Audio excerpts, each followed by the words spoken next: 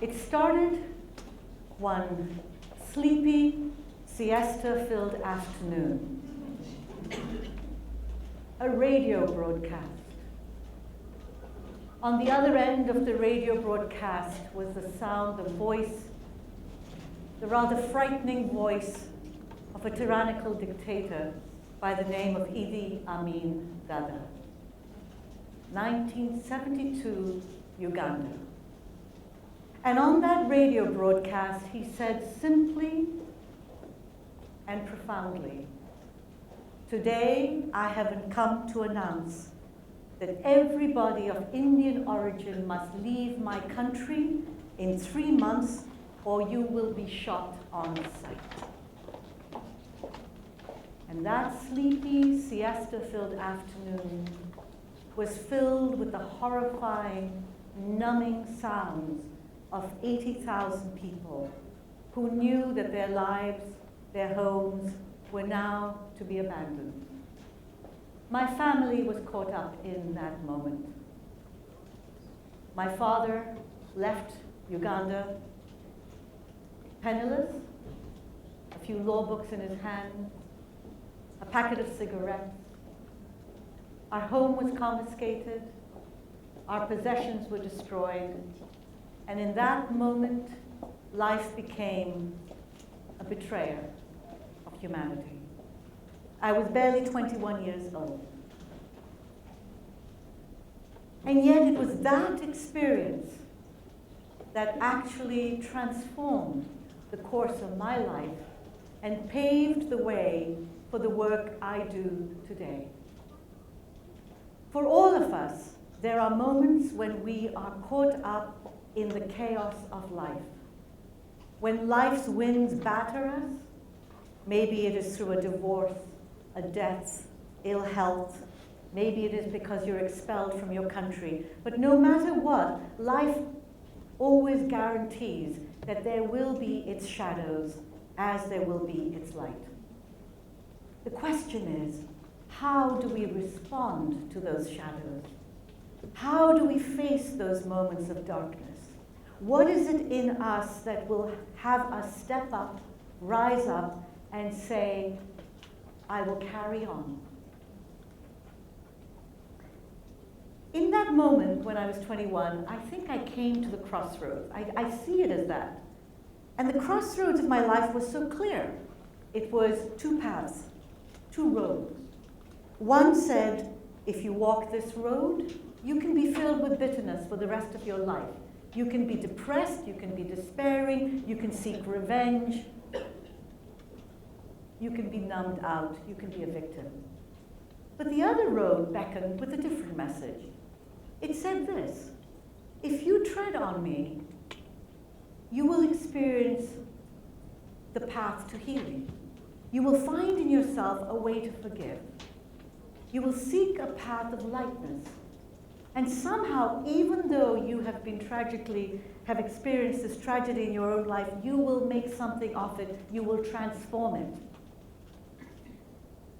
And that is something for all of us. We all come to those crossroads, and it is up to each of us to make that choice. Today, many, many years later, my mission is very clear. The refugee woman in me has sought to find her own healing by working and serving women who are rebuilding their lives in the shadows of war, genocide, civil strife. Wherever there is darkness on the planet, that is where I seek to go. That is my work to do. It's very clear for me now.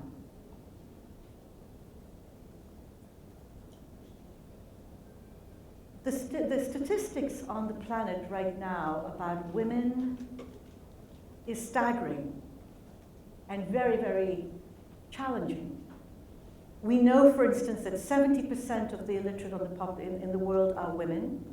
We know that 80% of refugees in the world are women and children. And we know, too, that it is women who are disproportionately affected by war. And yet, in the midst of that staggering amount of statistics, we also know something else. It's a whisper we hear around the planet.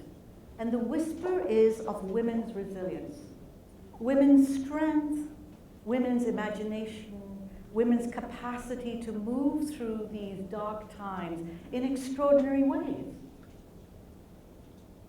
And it is that that has captivated my imagination and why I stand here today. It is because I feel inspired by what I've seen and heard as I've traveled around the world, meeting with women. Let me tell you an example. Rwanda, 3 months after the genocide, 1994. 15 women get together under the shadows of a eucalyptus tree. They're traumatized by what has happened to them. They're each and numbed by this extraordinarily brutal thing that's happened in their lives. Amongst those 15 women are both Hutu and Tutsi, women from either side of the conflict.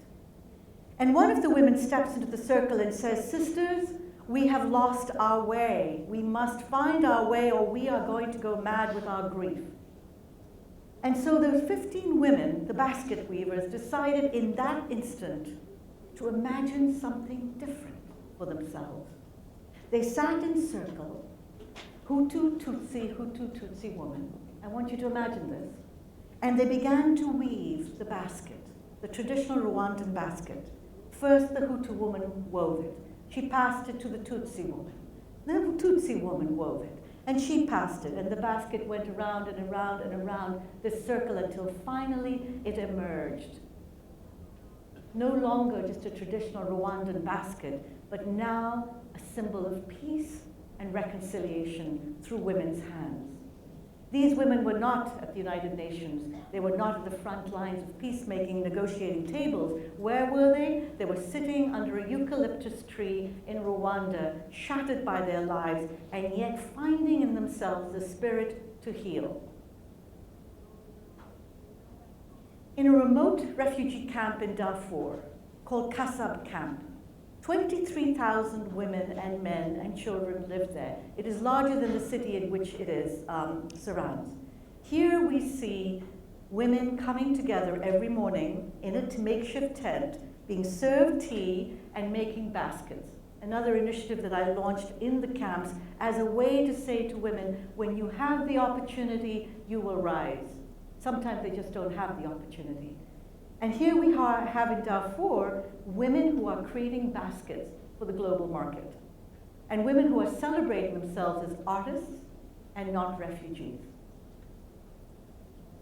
In Baghdad, Iraq today, we have 44 women who've started their own candle-making companies in the safety of their homes and their kitchens.